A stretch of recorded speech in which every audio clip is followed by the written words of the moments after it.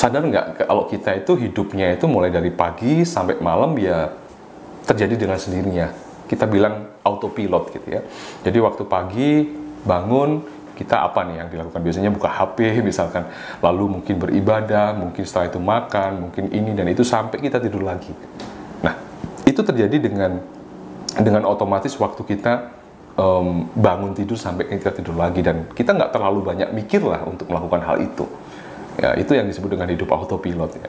Kenapa kita melakukan itu? Karena kita nggak butuh upaya yang keras, kita nggak butuh pemikiran yang keras untuk kita melakukan itu.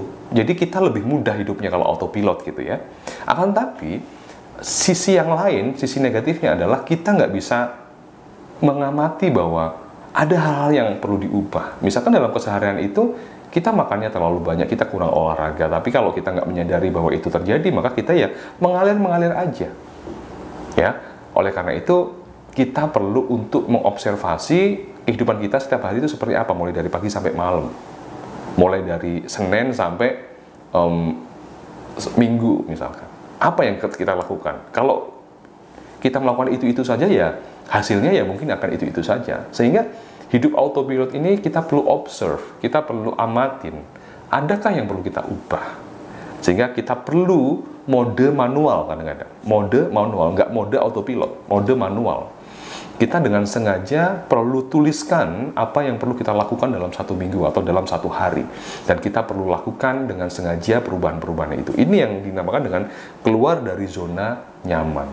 Karena zona nyaman itu enak sekali gitu.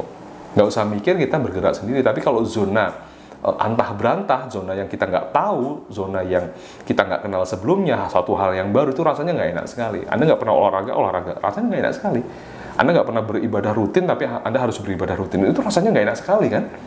Tapi ketika Anda lakukan itu terus-menerus, maka akan ada perubahan dalam kehidupan Anda. Pasti ada efeknya.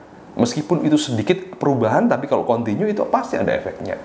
Sehari Anda belajar bahasa Inggris misalkan, sehari Anda juga melakukan olahraga yang itu nggak pernah Anda lakukan sebelumnya, dan sebagainya. Menu makan Anda ubah dan sebagainya. Itu ngefeknya luar biasa, karena ketika Anda sudah bangun kebiasaan yang baik, maka kebiasaan itu akan membangun hidup Anda secara baik nanti ke depan. So, hidup autopilot, hidup dalam zona nyaman itu memang enak. Tapi yuk, kita observe, kita amati, adakah hal-hal yang perlu kita tambahkan, kita masukkan dalam keautopilotan kita, sehingga hidup kita semakin lama semakin baik.